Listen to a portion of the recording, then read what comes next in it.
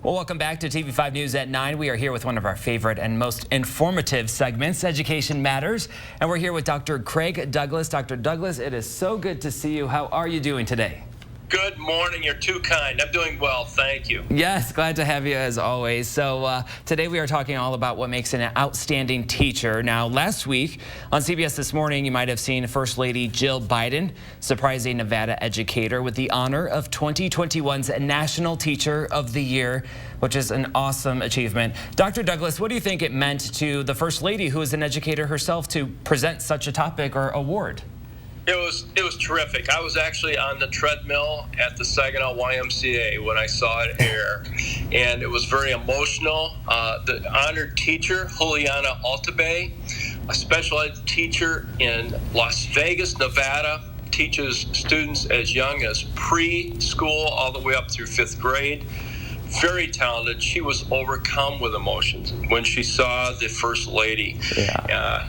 One of the pieces, Blake, is that her students call her Ms. Earth because she utilizes gardening and outdoor educational strategies for her special ed students, and they love it.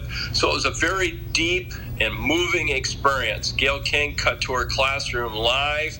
And, I did the calculation. It had to be about 5:30 in the morning out there because of the time change. Right. And in walks Jill Biden with flowers and just overwhelmed this young educator. It was really very, very cool. It's widely reported that Dr. Biden is the first ever First Lady to work while serving as First Lady. So it was touching all the way around. Absolutely. And for those at home, if you didn't get a chance to see that interview on CBS This Morning, I would check it out, because seeing her reaction is just like fulfills your heart for sure and brings a smile to your face. So Dr. Douglas, what makes that teacher, Juliana, and so many other teachers out there stand out? What makes a good teacher? Yeah, I think Juliana represents so many great teachers that we've either had ourselves as students or have been around during our careers. I think of like my high school coach, Coach Peterson.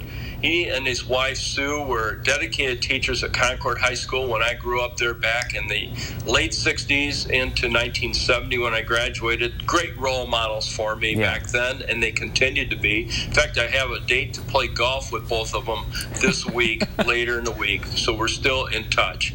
So Juliana and the Petersons have many important traits. I'll just highlight 3 in my opinion. Okay. First, they show that they have the ability to care and they're concerned. They listen to their students, their stories and their questions. My wife Joan was an excellent teacher and principal, and she used to say to her youngest students when she was an elementary principal, "Now, is that a story or a question?" to try and help them focus, showing kindness. And when she'd hand out treats, she wouldn't let the kids, pick and choose which ones to take. She used to say, "You get what you get. You can't pitch a fit." So the students would practice kindness and accept whatever flavor of treat that Joan had to give them. These actions demonstrate a care and a kindness. And I swear to you, Blake, I think kids have a kindness detector built inside of them. They can scope out teachers who care. They really can. Second, the best teachers are the best communicators. They explain things clearly. They're patient. They ask questions to probe for understanding. They pause and they connect with their students. One of the most interesting teachers I ever met was a colleague, Art Spanberg, great math teacher in Oscoda. Yeah. He would be able to write on the chalkboard. Remember chalkboards, Blake? Slightly. He would do equations and write them over his shoulder as he faced his classroom. Yeah. Now, exception, not the rule, but the point is he really worked hard to communicate with his students. And then finally, without exception, great teachers are enthusiastic. They simply love their job. They'd rather be in school than anywhere else. Oh, they might love a snow day here and there. Most of the time, they like school to be in session.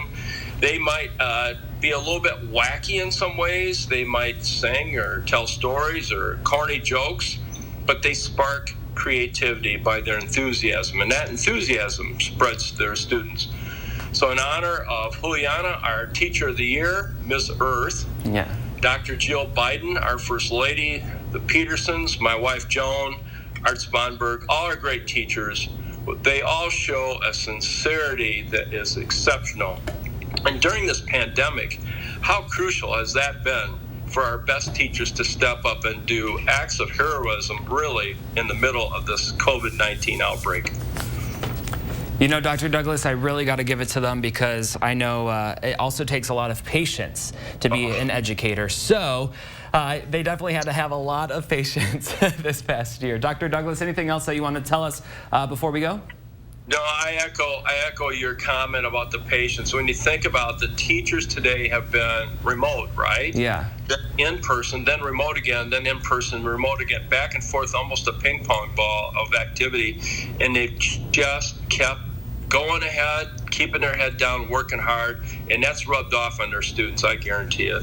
Absolutely. All right, Dr. Douglas, thank you again for giving us your insights. And we also here at TV5 want to give a huge thank you to all of our teachers who work endlessly to provide the best education and safe spaces for our kids. Also, I want to shout out Missy Rocky and Miss Bellinger from my high school, Dakota High School, and Professor Conrad from my university at Loyola Chicago. So great teachers all around. Everyone deserves recognition, and I'm glad Juliana got to, get some recognition too.